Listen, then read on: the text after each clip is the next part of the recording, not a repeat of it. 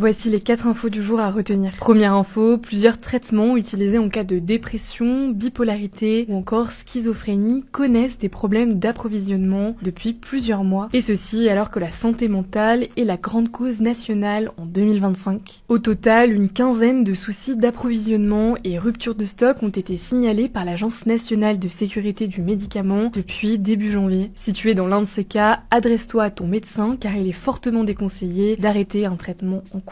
Deuxième info, l'hebdomadaire Paris Match va verser 40 000 € à 2 associations à la demande de Gisèle Pelicot. En fait, Gisèle Pelicot, qui pour rappel avait été droguée et violée par son mari et d'autres hommes pendant des années, avait assigné Paris Match en justice. La raison, elle lui reproche d'avoir porté atteinte à sa vie privée et au droit à l'image après la publication de photos prises à son insu. Les associations en question sont spécialisées dans l'accompagnement des victimes de violences faites aux femmes. Troisième info, le narcotrafiquant Mohamed Amra a été extrait de sa cellule ce mardi par hélicoptère et grâce à un dispositif de sécurité très important. La raison, il a été entendu par la justice mais a refusé de répondre aux questions. Alors si tu as pas suivi, pour rappel, en mai 2024, il s'était évadé d'un fourgon pénitentiaire lors d'une attaque armée qui a tué 2 agents. Après plusieurs mois de cavale, il a été arrêté en février 2025 en Roumanie où il essayait de se cacher sous une fausse identité. Il est aujourd'hui en prison et mis en examen pour plusieurs crimes graves. Et enfin, quatrième info, Nintendo aurait vendu 3,5 millions de Switch 2 dans le monde en 4 jours. C'est un record, toutes consoles confondues, et ce, malgré des prix beaucoup plus élevés. Il faut compter entre 250 et 270 € pour la Switch 1 et près de 470 € pour la Switch 2. À noter que Nintendo prévoit de vendre 15 millions de Switch 2 d'ici mars 2026, soit environ autant que la Switch 1 durant sa première année de commercialisation. Pour plus d'infos, abonne-toi à ce compte et à Hugo Décrypte sur Insta.